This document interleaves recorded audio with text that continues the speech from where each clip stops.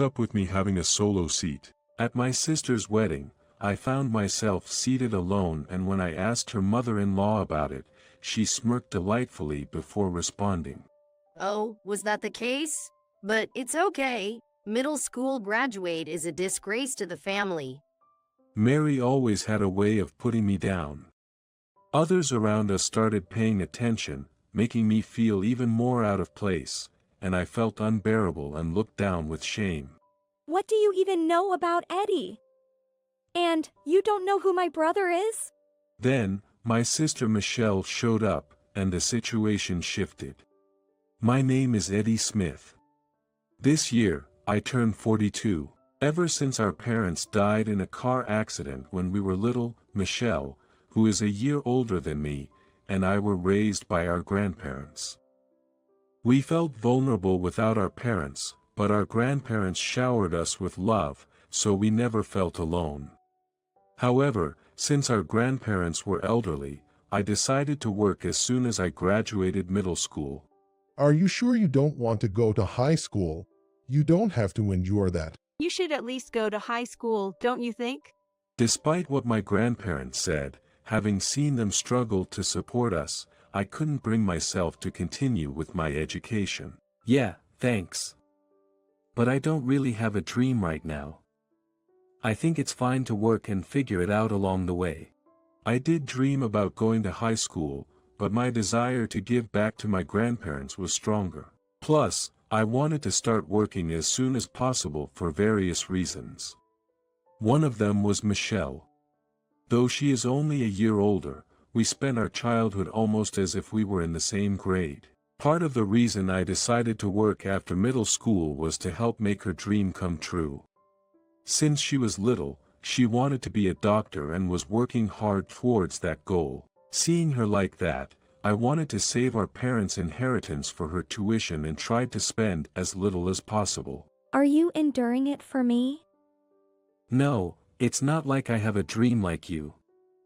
My current dream is to work as soon as possible and be useful to the family. She seemed to feel guilty about me not continuing with my education, but she understood once I shared my true feelings. After studying hard, she successfully got into college, and started working as a doctor at the largest hospital group in our hometown. Our grandparents passed away around the time Michelle got her medical license, and since then, we've been supporting each other. Eddie, I'm off this weekend. Want to go out to eat? Oh, that sounds good. I'm off too, let's go for drinks. Michelle and I had a great relationship and often went out for drinks when we both had time off. Meanwhile, I was living by taking on various temporary jobs. However, there's been someone causing me trouble lately. That person is Mary, Michelle's mother-in-law. Recently, to my delight, she got engaged. Mary became my relative then. Based on what Michelle told me, I was under the impression that Mary was a gentle and modest woman, so, coming from a family without parents, I was excited. Will my relatives get together? But my naive hope was crushed at our first meeting. Eddie, you don't look as impressive as Michelle, do you? It's disappointing that you're nothing like what I imagined. Being related to you would be embarrassing. What do you mean by that? As soon as Michelle left the table, Mary's demeanor completely changed. Michelle's fiancé Tom silently looked down. You know, Michelle graduated from medical school and works at the forefront as a doctor, despite being a woman. She carries herself with such confidence, and I was so proud. But I never heard about having such a loser brother. Mom. Tom tried to intervene and stop her tirade, but she glared at him. Tom, you think the same, don't you? Eddie lives in a different world from us. It seemed he couldn't speak up against his mother. When Mary came to meet us for the engagement announcement, she was all smiles in front of Michelle, but as soon as Michelle went to the restroom, her gaze shifted, and she started berating me. I was so shocked by her sudden change that I was speechless. She kept looking at me with disdain. I've heard from her, but you're a middle school graduate. What were you thinking, working by such a terrible academic background? I can't understand it at all. Yeah. Shocked by her drastic change in demeanor, I could barely manage to nod along. Yet, she continued to look down on me with disdain, as if to mock me. To be honest, our family is not like your average household. Having someone below average like you become a relative is a problem for us. Her husband Peter is a doctor at the hospital where Michelle works, and Mary herself works in medical administration. Of course, if Michelle marries Tom, I'd become relatives with them too.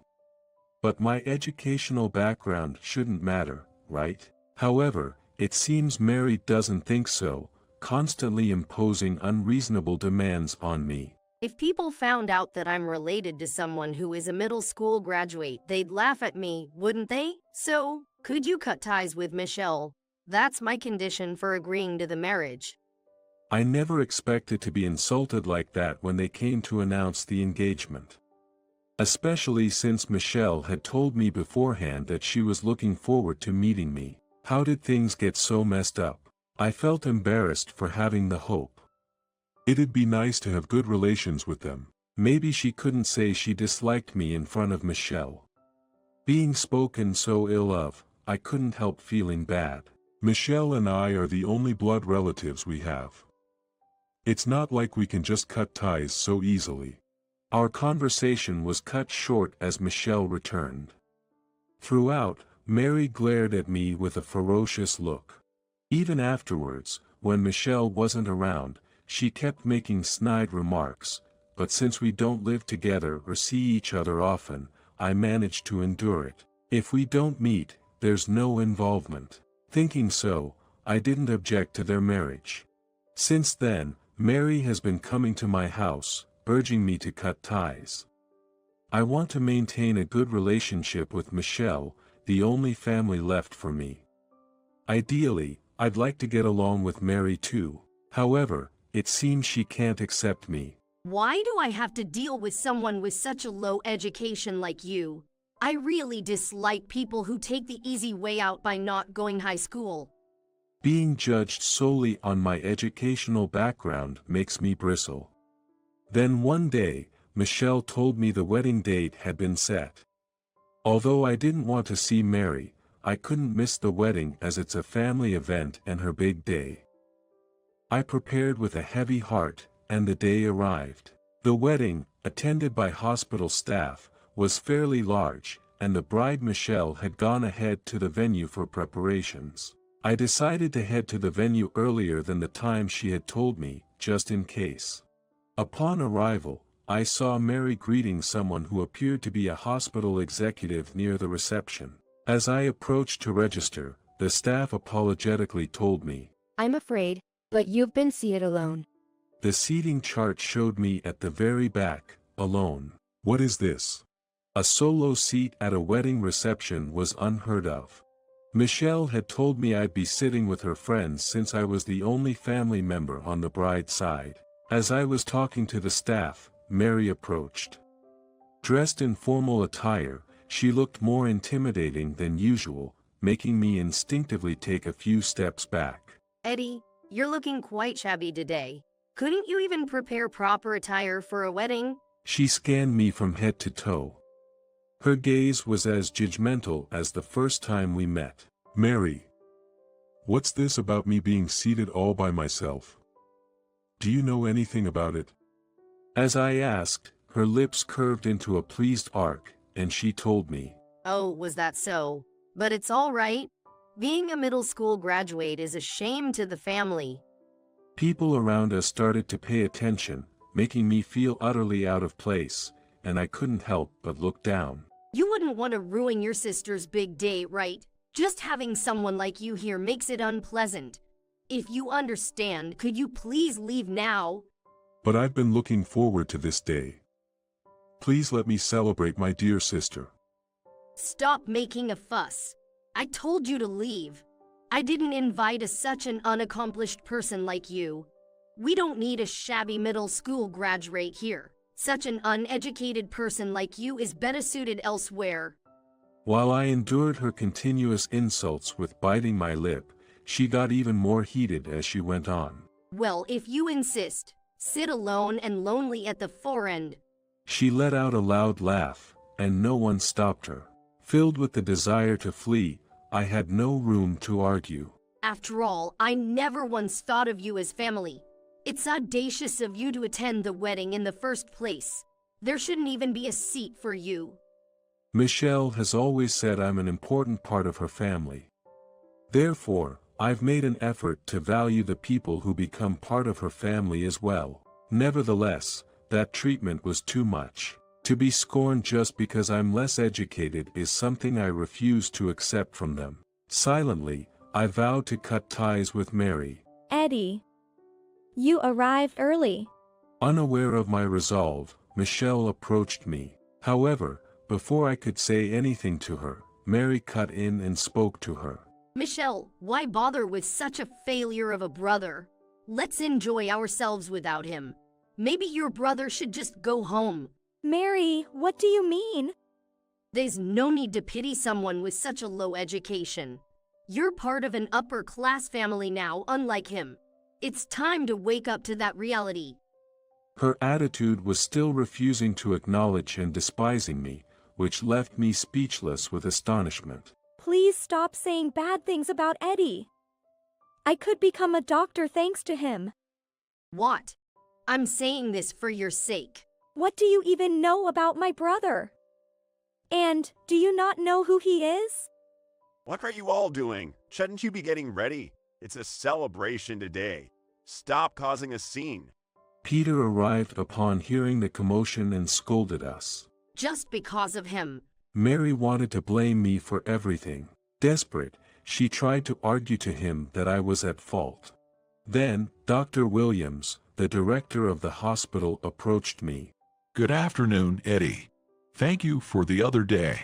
He made a toast with a welcome drink for me. Mary couldn't stay silent upon seeing that. Why are you, of all people, serving drinks to Dr. Williams? You're not the kind of person who should be interacting with him. She stared at us, eyes wide in disbelief. Ignoring her remarks, Dr. Williams continued to talk to me. How have you been? I've been good, thanks to you. What's going on? It seems like there's some trouble. As he glanced towards Mary, she hastily moved closer to him. Oh, we were just having a family chat. And how do you know our Eddie? Eddie is my lifesaver. He helped me immensely during a crisis. Mary and the others were shocked by his words. While it sounds dramatic, I had helped him when he was in distress on the street. All I did was call an ambulance and stay with him until help arrived. Since then, he had referred to me as his lifesaver. Furthermore, he made me an offer. Others would have just walked by, but you took action to call an ambulance. It's rare to find such proactive young people, especially in a busy downtown area. It was nothing. I just couldn't ignore you. I want to thank you somehow. I just did something that was so obvious to me. It felt odd to be praised for doing what feels natural to me. Without minding my embarrassment, he kept talking. Here's an idea. I run a hospital, and I would love for you to work there. What do you say? At that time, I was nearing the end of a temp job and hadn't found a new position, feeling quite lost. His offer was a ray of hope, and suddenly, my prospects brightened. Really? Would I be suitable? I'd love someone compassionate and proactive like you to work with us. Thank you so much. After joining the headquarters, I faced many challenges and had a lot to learn, but I also found the work rewarding.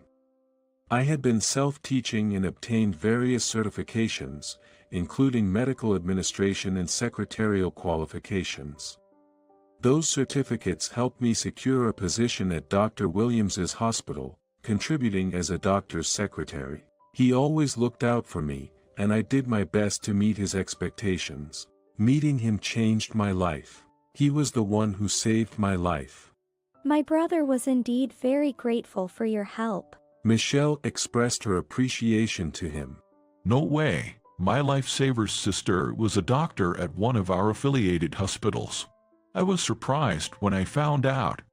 Peter had met me a few times at meetings, so he was aware of the situation, but Mary, who had always looked down on me, probably didn't know.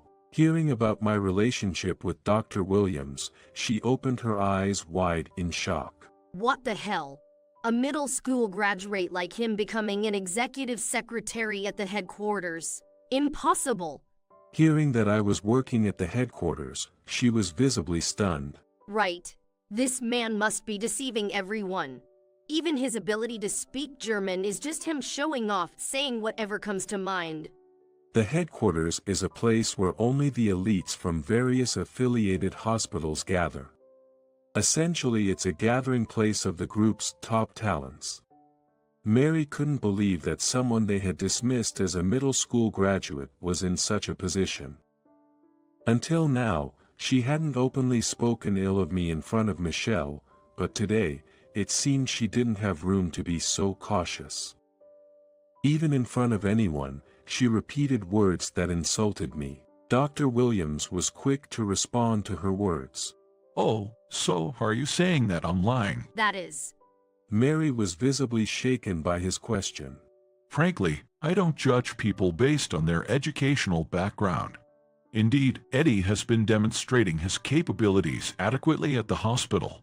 His words warmed my heart. I had always been somewhat conscious of my educational background. He realized it immediately. And I was immensely grateful to him for that. That's ridiculous. He must have done something underhanded. I can do my job many times better than him. Are you sure? To be frank, your reputation at the hospital isn't very good.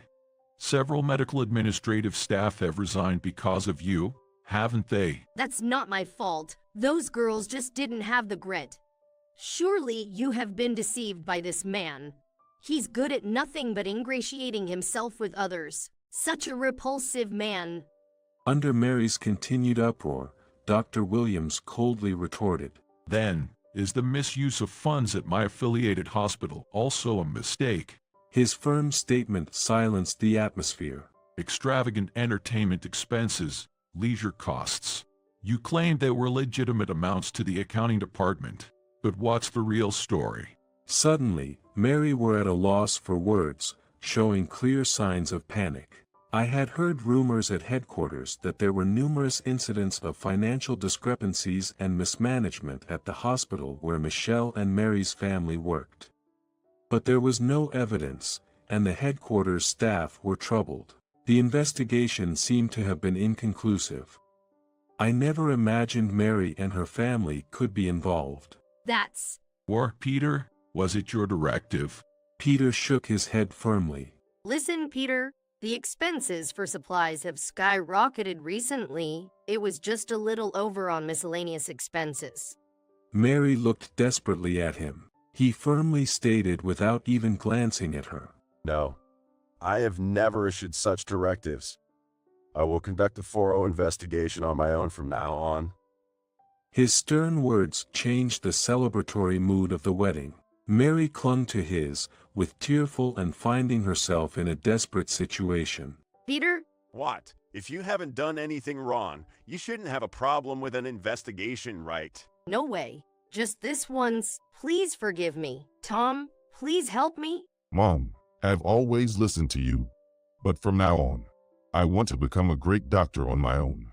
So please, take responsibility for your actions. Being told so by her own son, she begged for forgiveness. Dr. Williams, who had been watching with a cold gaze, spoke again. I'm disappointed in you. I care for not only our patients but also our staff as if they are my own family. Someone who can cherish those around them has no place in my hospital. His calm tone carried the weight of a hospital director who had built up his institution from the ground up. Mary was visibly taken aback by his uncompromising stance. Then, she turned to me and pleaded. Eddie, tell the director and Michelle how much I've contributed to the hospital. You would want to help if your sister's fiancé's family was in trouble, right?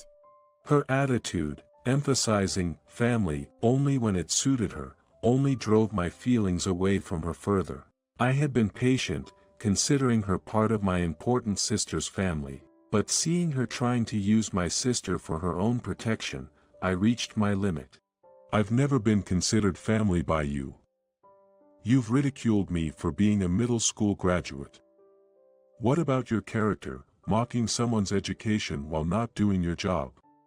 No, I mean, Are you so superior that you have the right to look down on others? I made my feelings clear for the last time. I have no intention of associating with someone who can only find their worth by looking down on others.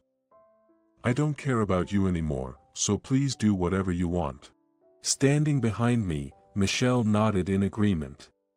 It seemed she had no intention of defending Mary. Somewhere inside, I felt relieved that Michelle wasn't swayed by her.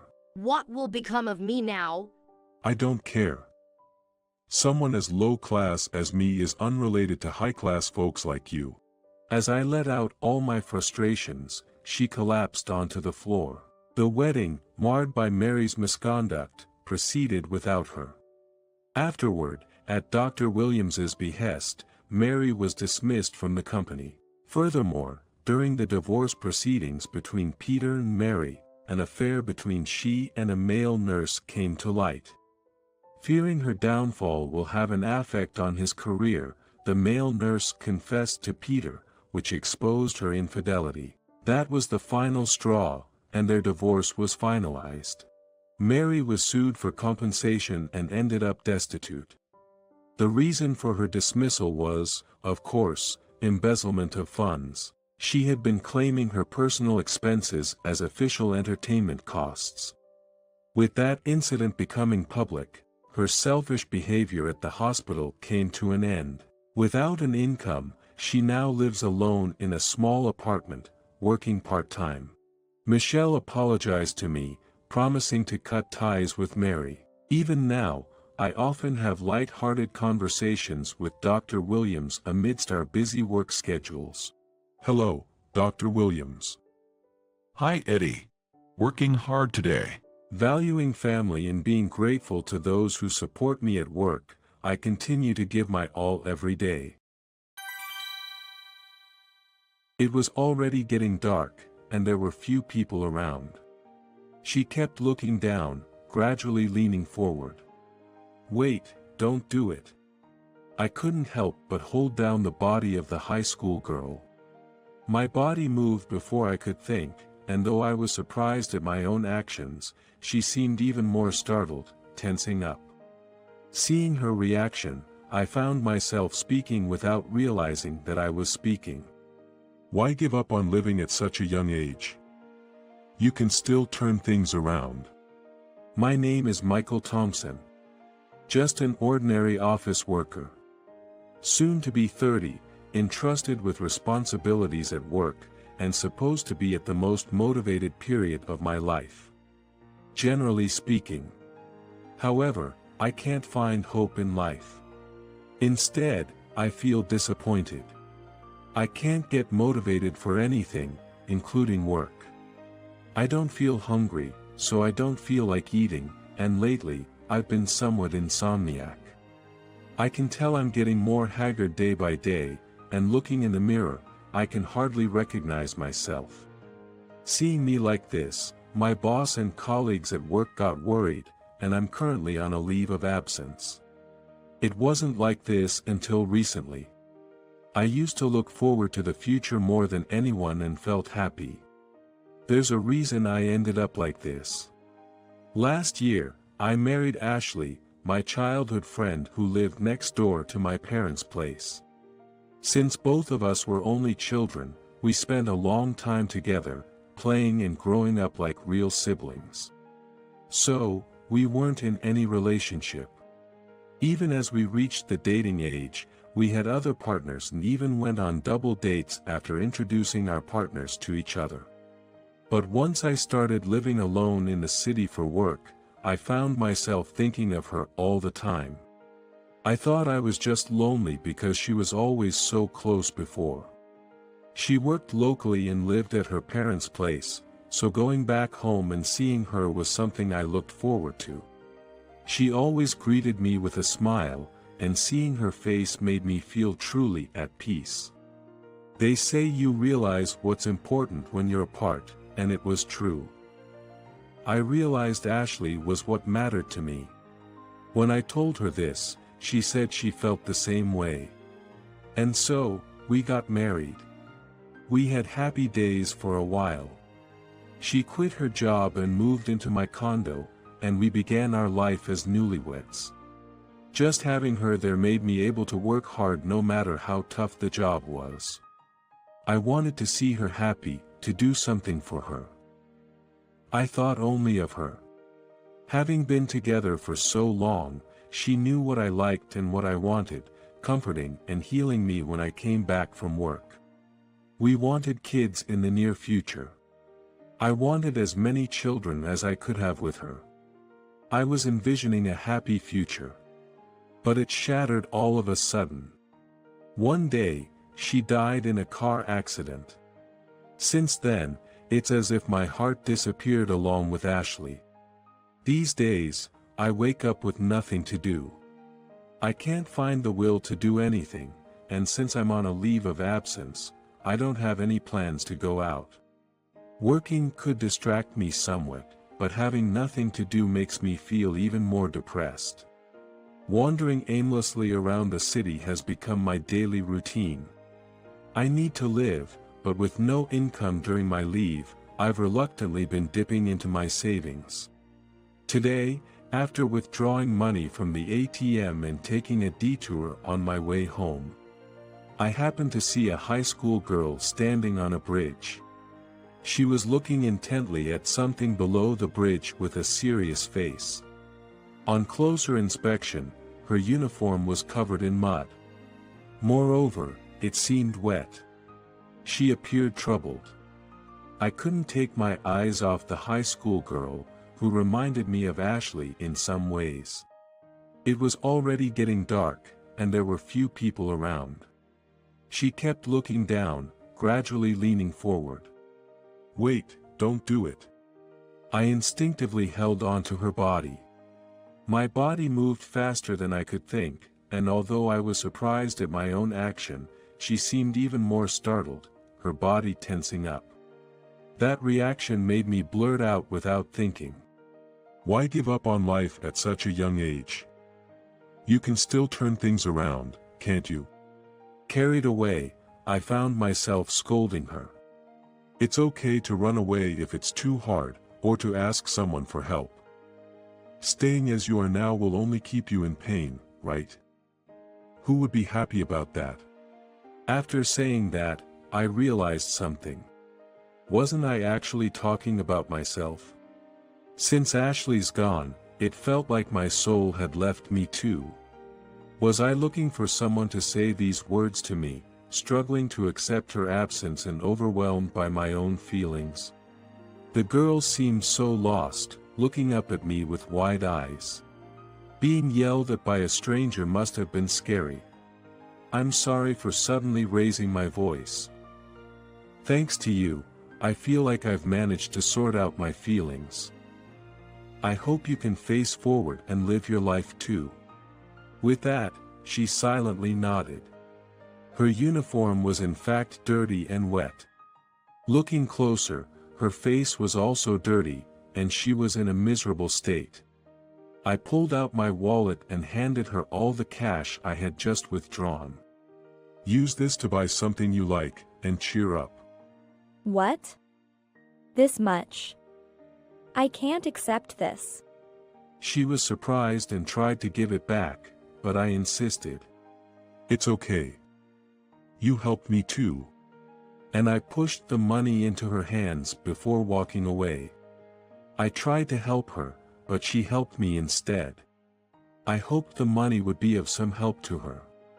I went straight home and cried as loudly as I wanted to. I cried like a child. Thinking about it, I hadn't really cried over Ashley's absence, I had just been sad. Maybe my heart and body needed to cry.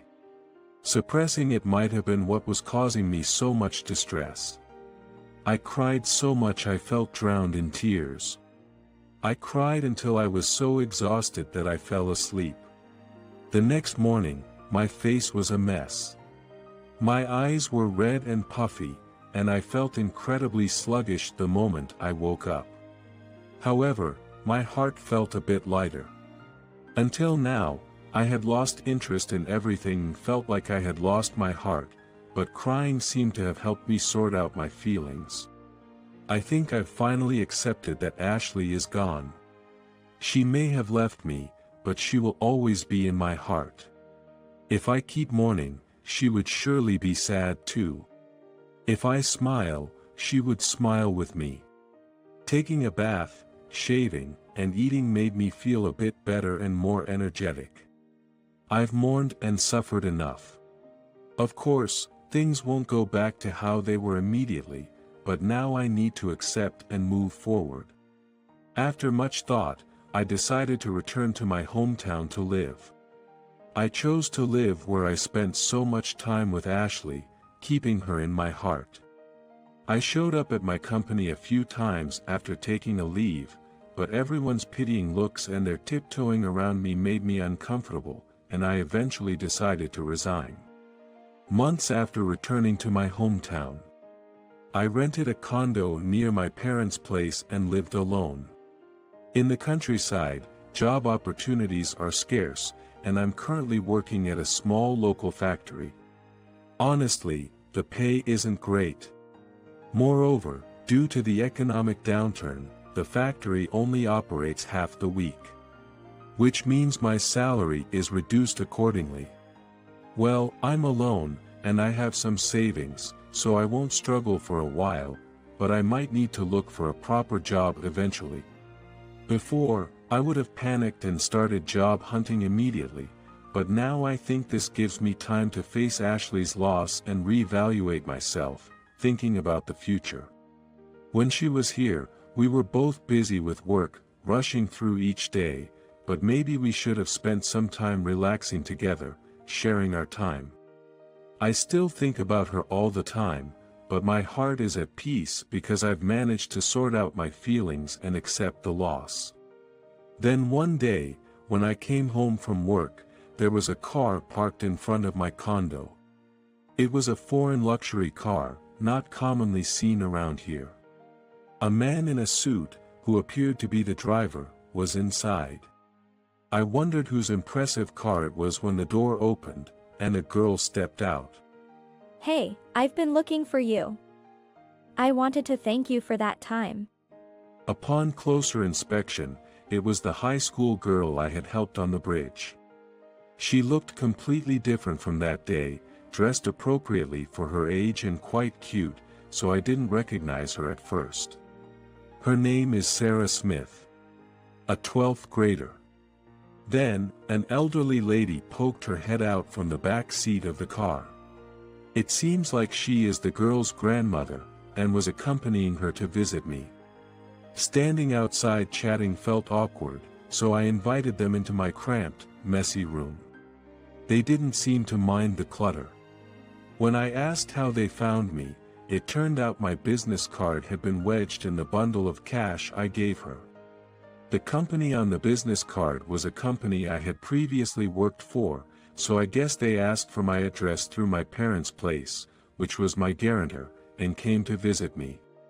It's a little late, but I'm returning this to you. She said, handing back the money. She then explained that she hadn't actually been planning to jump that day. Sarah and her grandmother lived together. Her parents had passed away when she was young, and she was raised by her grandmother. She had recently been admitted to a hospital for a surgery. She had been trying to deliver her mother's heirloom watch to her grandmother as a good luck charm, but while crossing the bridge, she collided with a running child and dropped her bag into the river. Desperate, she went down to the bank to search, not caring that her uniform got dirty and wet. Then she found the bag but not the watch. After searching in vain and returning to the bridge, she thought she saw something glitter in the river below, possibly the watch, and so she leaned over the edge to look. That's when I happened to walk by her. Though startled by my sudden loud voice, my words struck a chord with her. Sarah had lost her parents when she was young and was raised by her grandmother. Her grandmother took good care of her and raised her without any inconvenience, but for them, mentioning of her parents was a taboo. On some extent, it seemed they both avoided touching on the painful memories. They visited the grave but had never fully processed their loss. She realized she had given up on herself to some extent. That's why my words made her realize this. She thought that the fact that a complete stranger was so genuinely concerned about her must mean she looked pretty awful. It made her wonder, would her parents be ashamed of her? This became a moment for her to reflect on herself. After the grandmother's surgery, she shared what I had said with her. It turned out her grandmother had also been struggling to accept the loss of her daughter and son-in-law. Their conversation was a good opportunity for both to share their grief, accept the absence of her parents, and think about living positively. Ultimately, we couldn't find the watch. But I like to think that my mom's watch brought me to you. Both my grandma and I need to be happy, or our parents will worry about us. It seems they've accepted their situation well. Realizing my misunderstanding and how off base I had been, I felt a bit embarrassed, but it made me realize that perhaps everyone carries some insurmountable sadness.